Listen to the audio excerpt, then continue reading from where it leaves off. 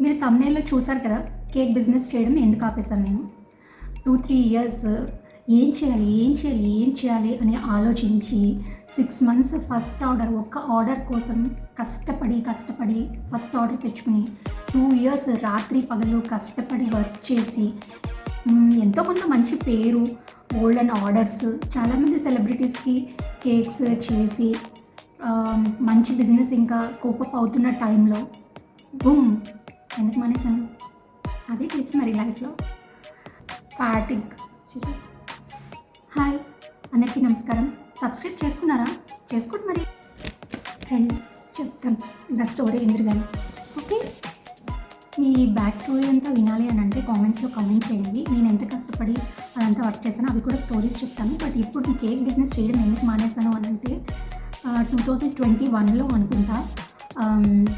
అనుకుంటా కాదు 21 మార్చ్లో కోవిడ్ వచ్చింది. మొత్తం నాకు హస్బెండ్కి కోవిడ్ వచ్చింది. సో కోవిడ్ వచ్చిన తర్వాత ఒక 10 డేస్, బట్ కోవిడ్లో కూడా నేను చాలా వర్క్ చేశాను, నార్మల్ వర్క్ చేశాను. కేక్స్ తీసుకోవడం అయితే ఆపేశాను. కరెక్ట్గా నాకు కోవిడ్ వచ్చిన రోజే ఒక ఆర్డర్ ఉంది. బట్ కోవిడ్ వచ్చిన తర్వాత డెలివర్ చేయకూడదు కాబట్టి చేసిన ఆర్డర్ మొత్తం కేక్ మొత్తం క్యాన్సిల్ చేసేసి ఆర్డర్ చేయనని చెప్పాను, డెలివర్ చేయనని చెప్పాను. సో నాకు కోవిడ్ తగ్గిన 20-25 డేస్కి మా మావయ్య గారు ఒక సర్జరీ చేయించుకుని మావయ్య అత్తయ్య రికవర్ అవ్వడానికి ఇక్కడికి వచ్చారు. సో ఫ్యామిలీని మేనేజ్ చేస్తూ కూడా ఒక 20-25 డేస్ తర్వాత ఆర్డర్స్ తీసుకోవడం స్టార్ట్ చేశాను. అంటే ఇంకా క్లయింట్స్ అడుగుతూ ఉన్నారు కాబట్టి ఇంకా నేను నో చెప్పలేదు, ఎనర్జెటిక్గానే ఉన్నాను. సో చేద్దామని అనుకున్నాను. మళ్ళీ ఆర్డర్స్ తీసుకోవడం మొదలుపెట్టాను. కోవిడ్ తర్వాత కూడా నేనేమి సిక్గా ఫీల్ అవ్వలేదు. ఆ టైంలో కోవిడ్ బాగా ఉంది, ఎక్కడికి బయటికి వెళ్ళలేము కాబట్టి ఈవినింగ్ టైము కిందికి వెళ్ళి షటిల్ ఆడేవాళ్ళం. ఇది మీరు గుర్తుపెట్టుకోండి. మీరు గేమ్స్ చాలా కాలం తర్వాత ఆడుతుంటే డైరెక్ట్గా స్పోర్ట్స్ ఆడకండి please. If you are not very energetic, if you are not active.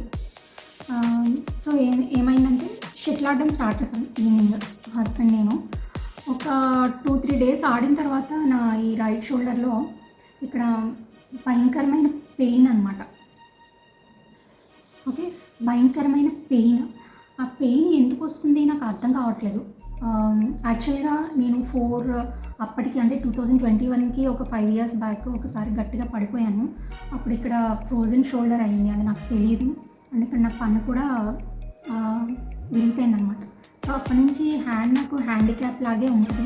ఎక్కువ వర్క్ చేసినప్పుడు నైట్ చాలా పెయిన్ వస్తూ ఉంటుంది అనమాట. బట్ నేను అది ఎప్పుడూ పట్టించుకోలేదు. పెయిన్ వచ్చినప్పుడు రెస్ట్ తీసుకుని తర్వాత నార్మల్గా వర్క్ చేసేసేదాన్ని.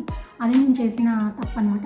మేబీ అప్పుడు అది ఎందుకు వస్తుందని నేను కేర్ తీసుకుని ఫిజియోథెరపిస్ట్ని కానీ లేకుంటే డాక్టర్ని కలిసి ఉంటే ఇప్పుడు ఇంత ప్రాబ్లం అయి ఉండేది కాదేమో. సో అలాగే వస్తుంది అనుకున్నాను పెయిన్, కానీ చాలా విపరీతంగా వచ్చేది. బట్ నేను దీని గురించే కేక్స్ చేయడం మానేసానా అంటే కాదు, దీనండి ఇంకా ముందు చెప్తాను. అయితే ఏడ్చేంత నొప్పి అనమాట. సో ఏం చేయాలో తెలియదు, బట్ దాన్ని అలా నేను భరిస్తూనే ఉన్నాను.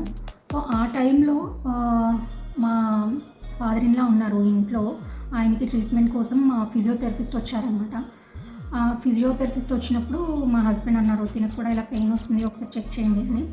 చెక్ చేసినప్పుడు ఆయన కొన్ని ఇట్లా పైకి వెనక్కి ముందుకి పెట్టమన్నారు. సో ఇట్లా పట్టుకుని కొంచెం ప్రెషర్ అప్లై చేసినప్పుడు నేను ఎలా చేయగలుగుతున్నానో లేదో చూశారు. సో నేను చేయలేకపోయాను. సో అప్పుడు ఆయన అన్నారనమాట, మీకు ఏదైనా టెండెంట్ ఏదో ఉండొచ్చు, ఒకసారి హాస్పిటల్కి వచ్చి కలవండి అని చెప్పి. సో అప్పుడు నాకు అర్థమైందనమాట, సో ఇదేదో ప్రాబ్లం, అంటే డాక్టర్ దగ్గరికి వెళ్ళాలి అని. అప్పటి వరకు నేను వెళ్ళలేకపోవడం నా మిస్టేక్. సో అలా జరిగింది. అయినా కూడా నేను కేక్స్ తీసుకుంటూనే ఉన్నాను, కొంచెం స్లో చేశాను. సో నేను మెసేజ్ పెట్టి నేను ముందుగా ఆర్డర్ ఇచ్చిన వాళ్ళకి ఒక 10 డేస్ ఆర్ 1 వీక్ ముందే ఆర్డర్ ఇచ్చిన వాళ్ళకి తీసుకుంటాను. అండ్ ఫాండెంట్ వర్క్ ఎక్కువ చేయను, ఓన్లీ క్రీమ్ కేక్సే తీసుకుంటాను అని అట్లా మెసేజ్ చేశాను. సో ఒక 2-3 మంత్స్ చేశాను. అప్పుడు కూడా చాలా మంచి ఆర్డర్స్ చేశాను. మీకు పక్కన పెడతాను చూడండి ఫొటోస్. ఐ థింక్ సెప్టెంబర్లో అనుకుంటా నేను వ్యాక్సిన్ తీసుకున్నాను, ఫస్ట్ డోస్ అనమాట.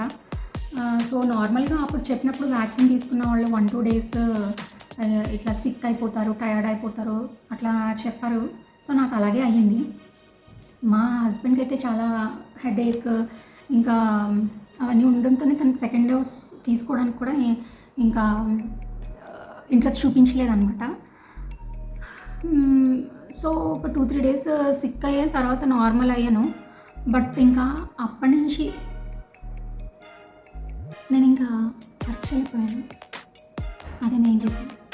అప్పుడు నాకు సడన్గా నా ఎనర్జీ అంతా లాస్ ఎందుకు అయిపోయిన విషయం అయితే తెలియదు. బట్ ఈ రీసెంట్గా సర్చ్ చేస్తే తెలిసింది ఏంటంటే అన్ని సిమ్టమ్స్ క్రానిక్ ఫ్యాటిక్ సిండ్రోమ్ అనే సైడ్ ఎఫెక్ట్, వ్యాక్సిన్ వల్ల కొంతమందిలో ఈ సైడ్ ఎఫెక్ట్ వస్తుందంట. సో ఆ సైడ్ ఎఫెక్ట్ సేమ్ ఇయర్ మార్చ్లో ఉమెన్స్ డేకి మా ఫ్రెండ్ నా దగ్గర ఒక ఇంటర్వ్యూ తీసుకుంది. దాంట్లో నేను చాలా చెప్పాను, ఏదేదో చేయాలి, ఎన్నెన్నో కేక్స్ చేయాలి, ఎక్కడెక్కడికో వెళ్ళిపోవాలి అని. కట్ చేస్తే మొత్తం స్టాప్ చేసేసాను. అలా జరిగింది.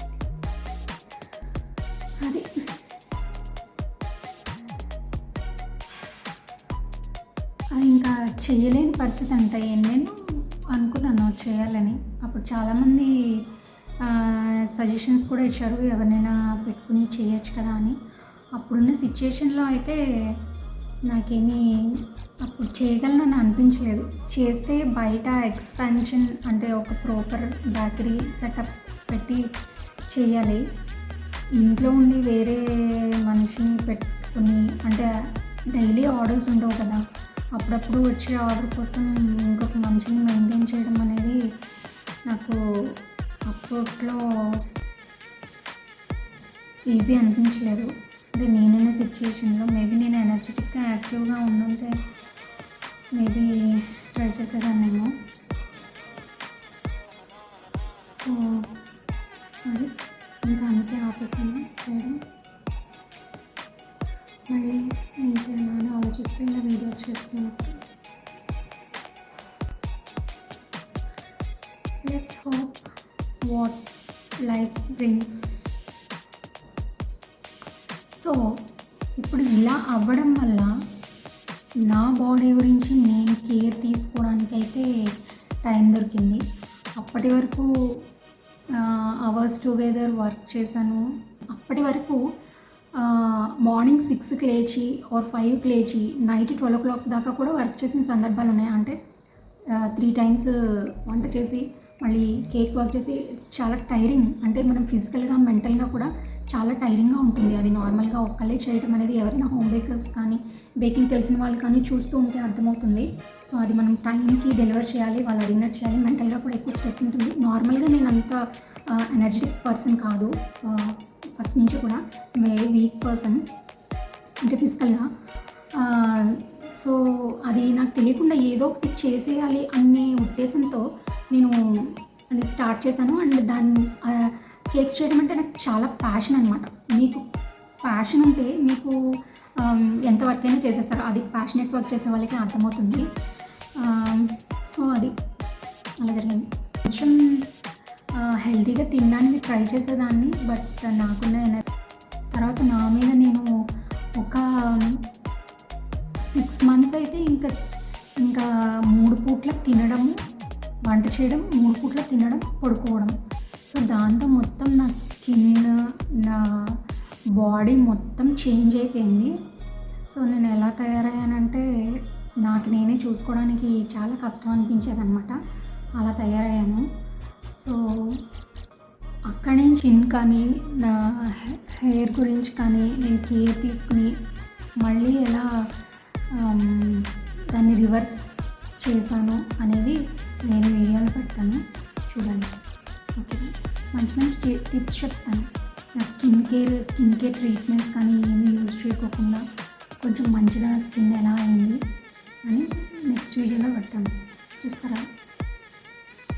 ఇది సెప్టెంబర్లో హస్బెండ్ బర్త్డేకి చేసిన కేక్. దీని తర్వాత వ్యాక్సిన్ తీసుకున్నాము. ఇంకా తర్వాత అసలు కేక్స్ వర్క్ చేయలేకపోయాను. యాక్చువల్గా నేను ఒక బ్రేక్ ఇచ్చి పాజ్ తీసుకుని మళ్ళీ స్టార్ట్ చేద్దాం అనుకున్నాను. బట్ ఇంకా అది అలా ప్రొలాంగ్ అయిపోయిందనమాట. సో ఆ తర్వాత ఫిజియోథెరపీ తీసుకున్నాను ఒక 10-20 days. హ్యాండ్ పెయిన్ అయితే తగ్గింది, బట్ ఫిజికల్గా అయితే వర్క్ చేయలేకపోయాను ఇంకా. సో ఐ థింక్ డిసెంబర్లో అనుకుంటా ఇంకా ఐ కెనాట్ వర్క్ అనే డిసిషన్ తీసుకున్నాను, ఇంకా చెయ్యలేను అని చెప్పి. ఈ 2 ఇయర్స్లో నా బాడీ అండ్ మైండ్ మీద మళ్ళీ రీవర్క్ చేసి కొంచెమైనా ఎనర్జీ బ్యాక్ తెచ్చుకుని మళ్ళీ నా ఫేస్ అండ్ స్కిన్ కొంచెం మంచిగా అయ్యేలాగా ఎలా చేశాను అనేది నెక్స్ట్ వీడియోలో పెడతాను. మీకు ఇంట్రెస్ట్ ఉంటే చూడండి. అసలు నేను ఏం చెప్పాలని ఈ వీడియో తీస్తున్నాను, ఏం చెప్తున్నాను అర్థమైతే ప్లీజ్ కామెంట్ చేయండి. ఈ క్రోనిక్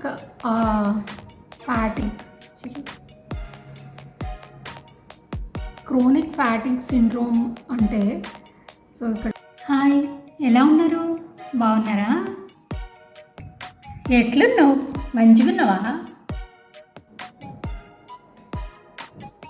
సరే, నాకు అనిపించింది అంతా చెప్పేస్తాను. నేను ఏం చెప్తున్నానో నాకు ఏం అర్థం కావట్లేదు, ఫస్ట్ టైం ఇలా మాట్లాడుతున్నాను. ఇప్పుడు వేరే ఫ్యామిలీ అని చెప్పాలా వద్దా? ఓకే, అయితే ఆర్డర్స్ వస్తే చెప్తాను. ఓకే, అర్థమైందా? అది నా హ్యాండ్ పెయిన్ కావాలి. బాయ్, సబ్స్క్రైబ్ చేయండి.